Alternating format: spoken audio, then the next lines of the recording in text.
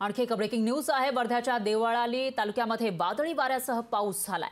तर मुरद गावाला वादळ वाऱ्याचा तडाखा बसल्याचं पाहायला मिळतंय। वाऱ्यामुळे 25 घरांवरील छप्पर उडाले।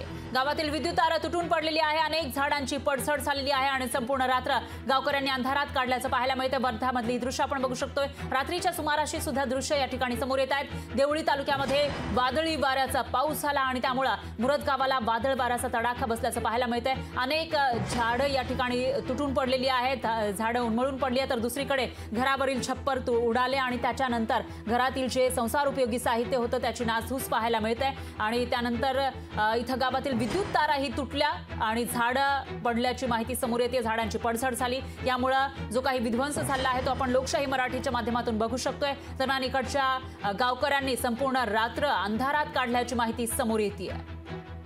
तर ते घरात सुद्धा जाऊ शकत नव्हते, कारण घरावरील पत्रे उडत होते आणि अशामध्ये काही अंगावर पडण्याची भीती असते। आणि त्या पार्श्वभूमीवर ही सर्व मंडळी बाहेरच थांबल्याचं दिसतंय। दारामध्ये ते थांबलेले होते आणि संपूर्ण रात्र त्यांनी जागून काढलेली आहे अंधारामध्ये, कारण विद्युत ताराही या ठिकाणी तुटून पडलेल्या होत्या आणि त्यामुळे विद्युत पुरवठा खंडित झाल्याचं दिसतंय।